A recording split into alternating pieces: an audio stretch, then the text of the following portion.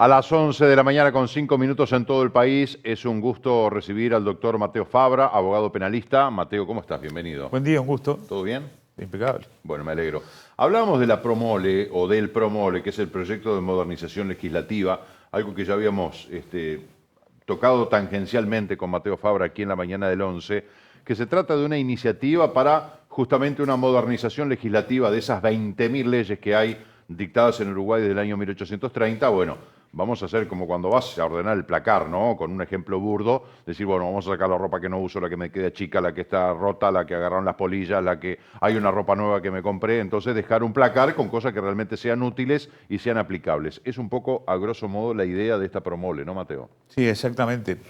Quiero aclarar que nadie me designó a mí como vocero de Promole ni nada por el estilo. Estoy hablando de este programa porque participé del programa y es una cosa que a mí me gustaría que la gente supiera porque es muy interesante, porque está muy bien y por otra razón que es muy importante y es una razón personal. Tú sabes cuán crítico he sido yo del sistema legislativo, que siempre ha merecido mis peores elogios. Entonces ahora debo reconocer cuando las cosas se hacen bien, o cuando se ponen en práctica buenas costumbres, lo tengo que destacar. Promole, como decías tú, ese programa de modernización legislativa. ¿Qué se pretende con esto? Se pretende que en el plazo de 5 años, porque es un programa que lleva 5 años de 2020 a 2025, se deroguen en forma expresa todas las leyes obsoletas, leyes en desuso que generen dificultades interpretativas o resulten incongruentes con otras soluciones normativas. ¿Esto qué quiere decir? ¿Vamos a derogar? Van a derogar las leyes obsoletas y las que están en desuso. Nosotros, como siempre decimos, tenemos 20 y pico, casi 20.000 leyes, de las cuales 15, 16.000 están vigentes, pero de esas 15 o 16.000 hay muchas leyes que son obsoletas. Siempre comentamos el caso de la ley que regula el horario de apertura de las carnicerías, una cosa que es absolutamente obsoleto. Se pretende derogar la normativa vigente que regula aspectos que fueron regulados por otras normas posteriores. Quiere decir, hay una ley sobre acoso del año 2012, 2014, y en el 2017 hay otra, y en el 2020 otra. Bueno, todo eso lo van a depurar y van a decir, bueno, actualizamos y dejamos sobre ese tema esta normativa, esta ley.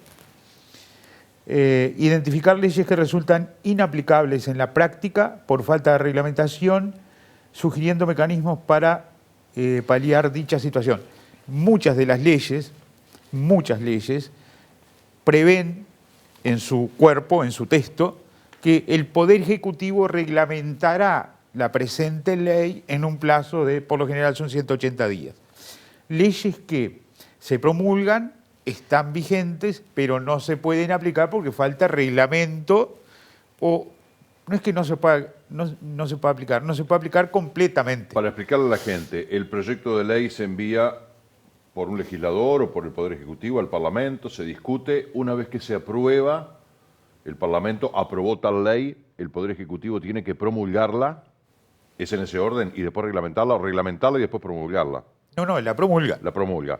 ¿Qué es la promulgación de la ley? Porque es ponerla a conocimiento de la población para que después de publicada, después de 10 días de publicación en el diario oficial, ahí entra en vigencia la ley y se aplica, y si es una ley sancionatoria, se sanciona. ¿Cómo juega el tema de la reglamentación de la ley? Que muchas veces, como vos decías, tenemos la ley que está, ha sido aprobada y que, sin embargo, como no está reglamentada, o hay leyes que dicen hace 3 años está esperando ser reglamentada, ¿cómo es el tema? Hay muchas leyes que, como te decía, en sus últimos artículos establece: el Poder Ejecutivo reglamentará la presente en un plazo de 180 días.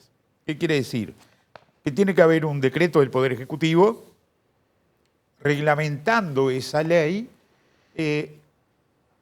para llevarlo a la práctica, para ser más específico. El decreto es una ampliación de la ley, una aclaración de la ley. Hay una ley, por ejemplo, la ley que castiga los delitos de estupefacientes, que dice en sus últimos artículos que esta ley será reglamentada por el Poder Ejecutivo. ¿El Poder Ejecutivo qué hace? Cuando considera necesario, reglamenta esa ley estableciendo cuáles son las sustancias incluidas en la ley. ¿Ya? Hay muchas leyes, la ley de género. La ley de estupefacientes, por ejemplo, en la propia ley no especifica, depende de qué droga es, el tiempo, la pena, etcétera. Lo que hace es establecer un castigo para las personas que comercialicen Pero no especifica qué droga. Pero solo hace referencia en este sentido. Dice, de las sustancias que se mencionan en el cuadro elaborado por el Ministerio de Salud Pública, quiere decir que tiene que haber un decreto del Poder Ejecutivo que establezca cuáles son las sustancias, ¿verdad? Porque no solo las drogas, sino otros componentes químicos que también están prohibidos, tienen que ser identificados o aclarados por el Ministerio de Salud Pública, porque además, como siempre, van surgiendo nuevos elementos químicos que se pueden integrar a esa lista. Se hace por decreto, no se hace una nueva ley, se hace por decreto. Los decretos, en definitiva, los decretos reglamentarios son esas disposiciones que amplían lo que dice la ley. Sin los cuales es imposible que se aplique la ley. Y no se puede aplicar, porque no tengo forma de saber de qué está hablando la ley. Volviendo al programa de modernización legislativa, esto es una iniciativa de la cual, como nosotros habíamos adelantado, tú formaste parte en lo que significa tu aporte profesional a la discusión Sí. de todo esto. ¿En qué etapa están? ¿Ya se han identificado leyes que están obsoletas? ¿Ya se sabe cuáles habría que derogar? Una vez que eso esté diagnosticado o identificado, ¿se somete al Poder Legislativo? ¿Es una decisión que pasa por otro lado? ¿Cómo sigue este programa? No se han identificado aún, o sea, se está trabajando en eso. No se ha identificado aún, o por lo menos que yo sepa, algunas disposiciones particulares y específicas. No dicen, bueno, tenemos una lista con 10 leyes que ya se pueden derogar. No, porque ese va a ser el resultado final. El producto final de todo este proceso. Después de revisar todo el paquete de leyes. Después de este programa, lo que van a obtener es justamente eso. La lista de aquellas, van a hacer una lista con leyes a derogar por desuso.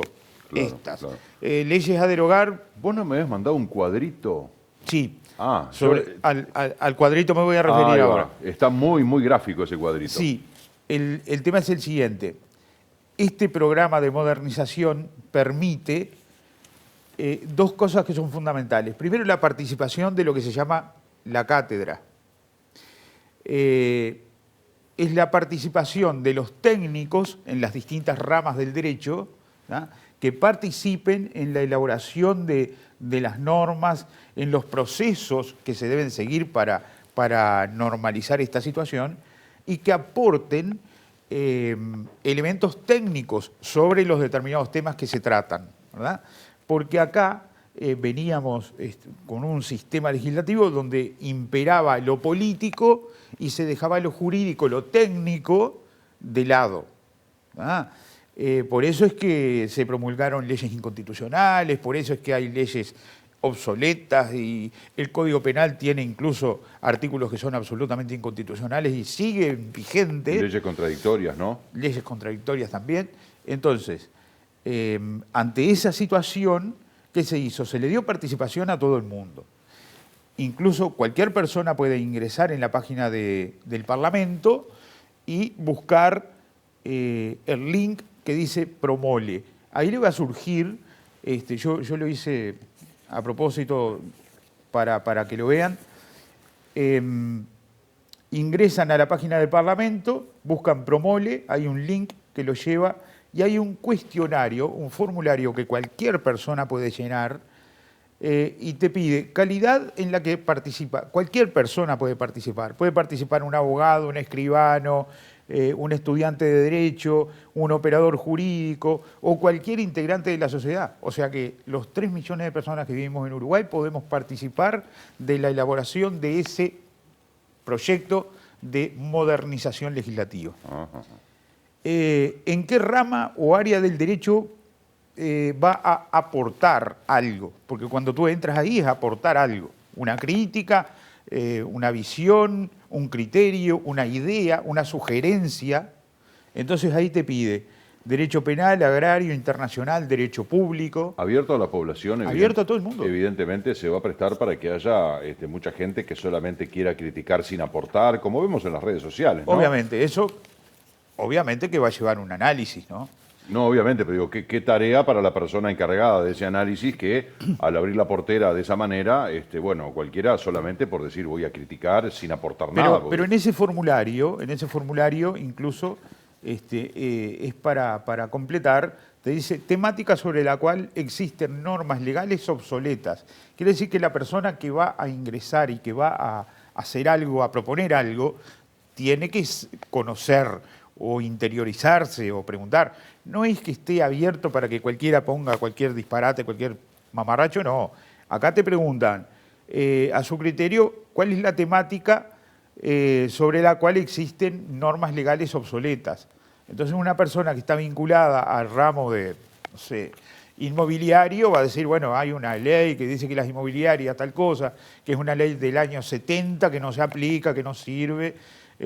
Alguien que esté vinculado al comercio también, hay una ley, la de la carnicería, que no se aplica. Bueno, todo eso lo puede poner acá. ¿Da? La de la carnicería, que ya lo mencionamos varias veces. 7 millones de veces. Claro, pero está bueno porque el público se renueva, yo lo digo todos Claro. los días.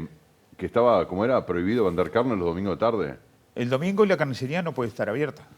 No puede abrir la carnicería el domingo. Olvídate del asado el domingo, o lo tenés que comprar el día sábado. Tienes que comprarlo esa es el una día ley antes. que hoy cayó en desuso. ¿De qué año es esa ley, Mateo? Más o menos.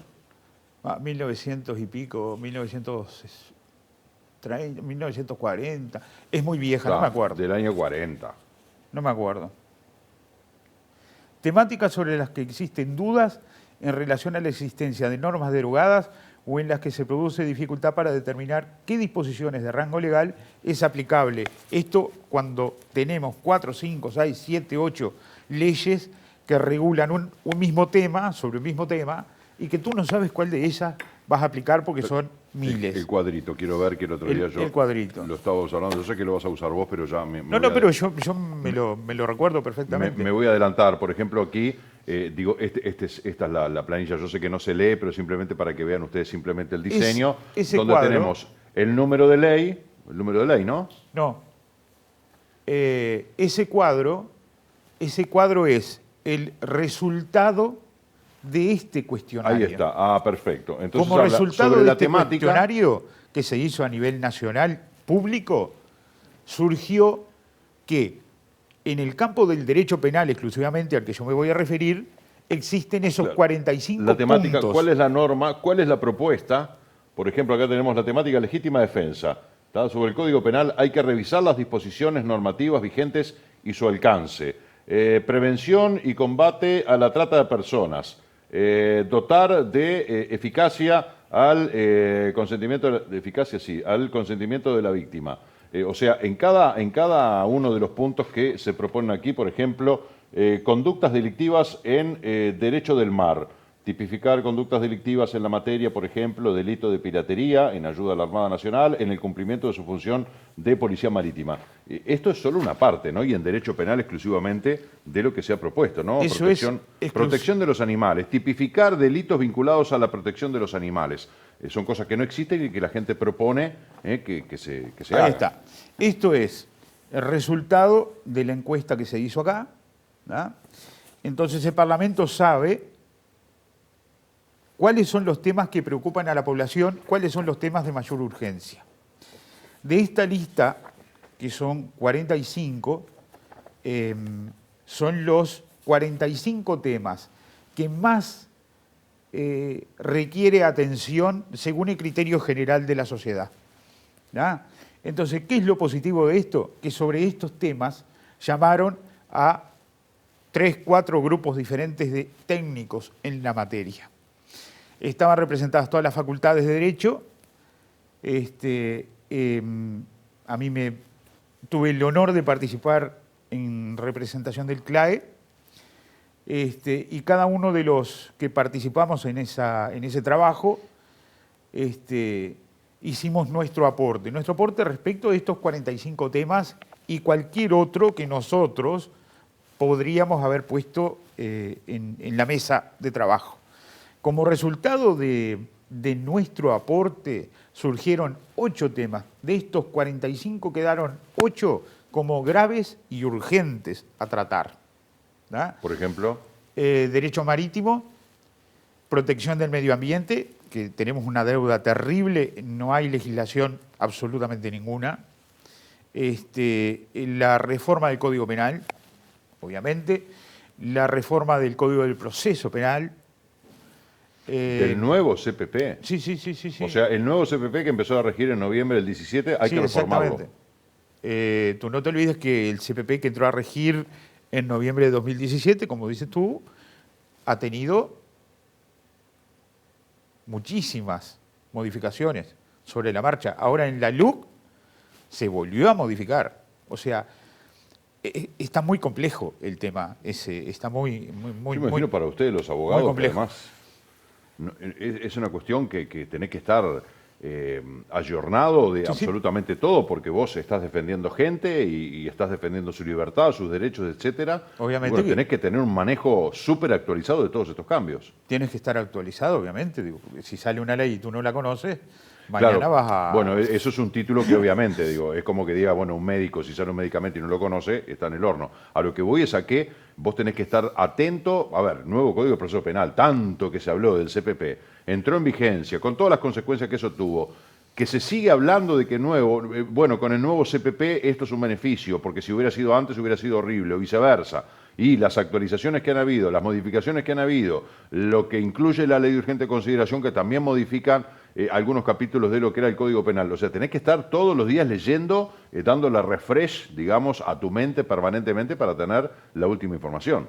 Claro, es obvio que es una tarea que solo la puede hacer el que le gusta, el que realmente le apasiona esto, si no de otra manera es imposible. Esto es infumable. Te tiene que gustar demasiado, te tiene que apasionar este tema, si no, no lo puedes hacer. Que es tu caso, digamos. Que es mi caso. Si no, pero tienes que dedicarte claro, casi que exclusivamente ¿cómo un a hombre esto? que es tan crítico puede seguir desarrollando su profesión? Bueno, porque sos absolutamente enamorado de la profesión. Yo la verdad te la regalo porque no hay, con todo esto, además, no hay otra forma. Capaz que a partir de que se efectivice este proyecto, este programa, con un sistema de leyes más simple, más modernizado, de repente mucho más práctico. Yo le veo dos cosas positivas a esto. Primero, que llamaron a los técnicos para preguntarles, muchachos, a ver, ¿qué tienen que decir? ¿Qué nos pueden decir? ¿Qué nos pueden ayudar? No fue un tema político. ¿Qué pueden aportar? No, a mí nunca me preguntaron de dónde venían y, claro, sí, y no, a o quién que votaba. de repente esto lo resuelven entre líderes políticos que no saben nada. Exactamente. Vamos a dejar de lado eso. Las decisiones políticas son otra cosa aparte. Acá tiene que haber decisiones técnicas. ¿Qué es lo que vamos a llevar al Parlamento? Vamos a llevar al Parlamento lo que los técnicos en las distintas materias nos indican que hay una necesidad de hacer algo con eso. No podemos seguir con este sistema penal terriblemente desprolijo que tenemos.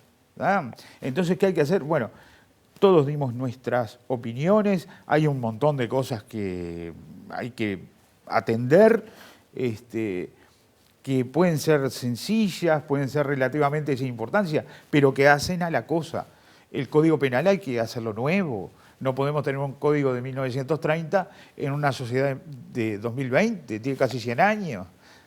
A ver, no podemos pretender que una sociedad se maneje con el criterio de 100 años atrás, porque, a ver, es inaplicable y no podemos seguir así. Bueno, por lo menos ahora se están haciendo dos cosas positivas. Se está llamando a la gente que sabe, a los técnicos, para preguntarles, muchachos, ¿qué nos pueden decir? ¿Qué pueden aportar?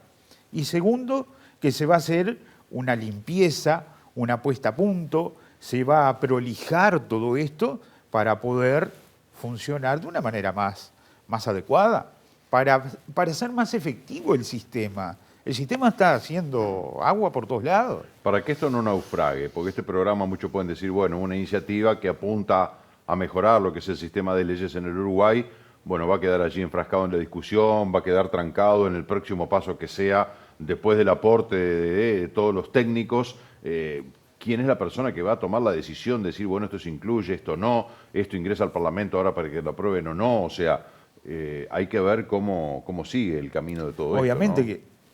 que yo lo conversaba con los organizadores de este tema y les preguntaba, digo, muchachos, a ver, ¿no será que llegamos con un paquete muy técnico, muy elaborado, muy estudiado? Porque esto recién empieza. Nosotros tenemos mucho por hacer todavía. En cuanto a aportes me refiero, ¿verdad? No sea cosa que lleguemos cuando terminemos este trabajo y nos digan, bueno, sí, pero políticamente tenemos la orden de levantar la mano cuando se vote otra cosa que no tiene nada que ver con esto. Entonces me dijeron, bueno, es lo que estamos tratando de cambiar. El sistema político, los integrantes del sistema político de hoy están tratando de ir por este lado, por el lado de lo técnico, sin descuidar lo político. Ellos no van a descuidar lo político porque es lo de ellos. Zapatero tus zapatos, ¿no? Pero por lo menos van a tener en cuenta, o por lo menos eso es lo que se piensa y lo que se cree, van a tener en cuenta el criterio de la cátedra, el criterio de la gente que sabe. Si vamos a hablar de cualquier derecho. Parece obvio que si tienes problema en el auto vas a ir a un mecánico, no al tapicero, ¿no? Salvo que se te haya roto una butaca, pero quiero decir, si tenés problemas de la mecánica del auto, no podés ir a consultar, no sé, al panadero. Sí. Una cosa más que obvia. Esto es lo positivo, esas dos cosas. Mateo, se nos ha terminado el tiempo. Tú resolverás, está en tu profesional criterio, el seguir profundizando en este programa de modernización legislativa sobre algunos aspectos que te interese a ti o te parezca que vale destacar, de cosas que decís, mirá lo que había en nuestra legislación, más allá de la ley del carnicero, ahora lo que proponemos es actualizarla de tal manera, o sea, capaz que buscar algún ejemplo que se pueda conocer del trabajo que están haciendo. Bueno, lo hacemos, con gusto. Muchas gracias como siempre. Un gusto para mí. Un placer. Señores y señores, móvil en vivo, adelante Florencia.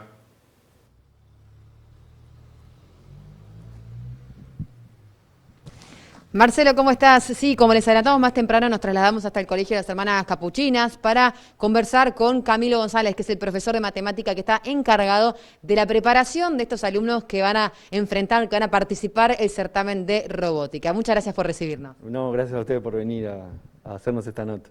Recién conversábamos y nos contaba que es profesor de matemática, pero también está incursionando ya hace rato en esto de lo que son las clases de robótica. Sí, yo trabajo en UTU también como en un FPV de robótica, acá en el SEC Loma de San Martín.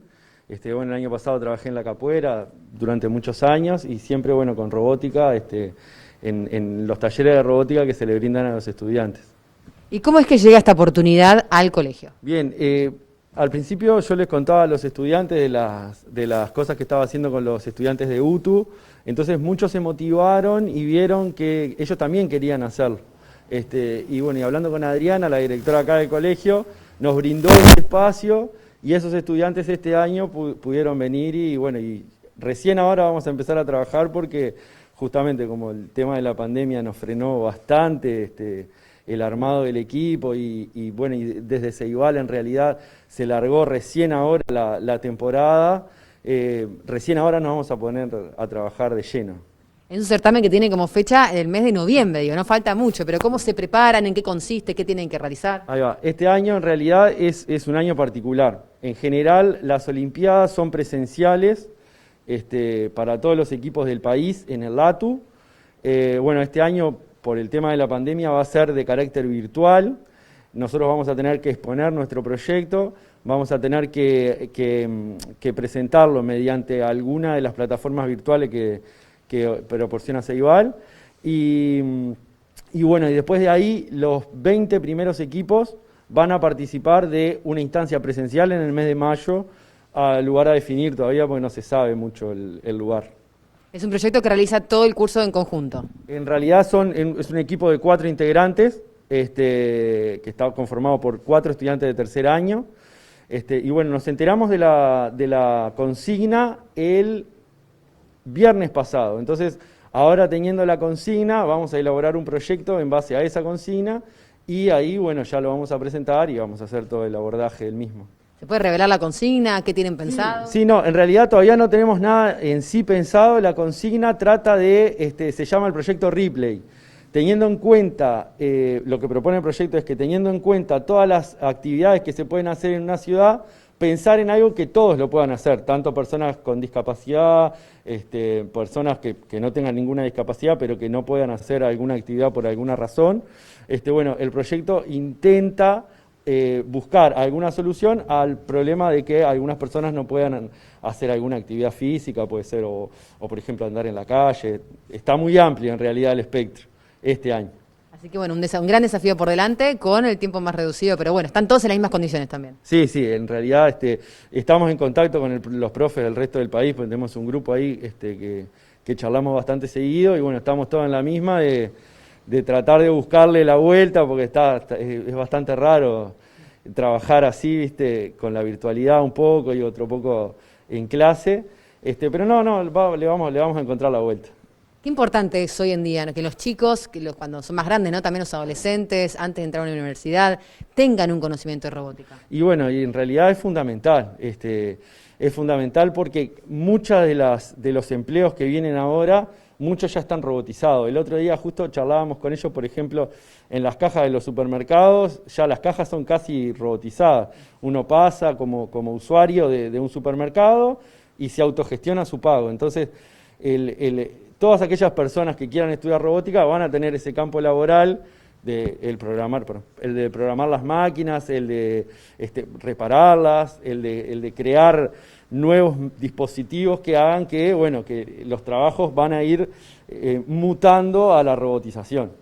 Y hoy en día, también me comentaba el profesor antes de entrar en cámara, ¿no? Que no existe la carrera de robótica en el país. Entonces es como que uno tiene que empezar a experimentar en la edad más joven para después en algún momento esperar que llegue esta carrera al país. Sí, no, todavía no. El profesorado de robótica en sí mismo no se ofrece en ninguna de los centros de formación docente.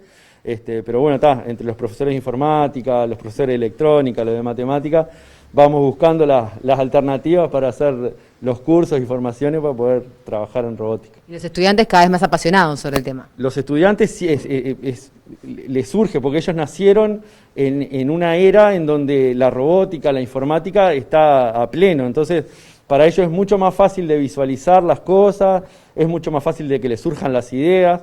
Entonces, es bastante lindo trabajar en robótica con estos chicos. Bueno, estaremos siguiendo su participación, su proyecto cómo avanza. Ojalá nos llegue material fotográfico, video, ¿no? Porque imagino el ver el funcionamiento de este robot que van a crear. Bueno, en realidad parte del objetivo de Ceibal es promocionar las cosas que hacen los chiquilines, mostrarlas y bueno, y claramente cuando tengamos ya armado el prototipo, el dispositivo, los vamos a estar llamando de vuelta. Muchas gracias y mucha suerte. No, gracias a ustedes. Bueno, Marcelo, aquí desde el Colegio de las Hermanas Capuchinas, seguimos con ustedes y ya estamos aquí rodeados de todo lo que es física, robótica que nos estuvo explicando el profesor. Muy bien, muchas gracias Florencia. El saludo para Camilo, profe de matemática de las Capuchinas, hablando sobre este concurso de robótica. Volvemos con nuestro móvil más adelante. Ahora hacemos la pausa, ya volvemos.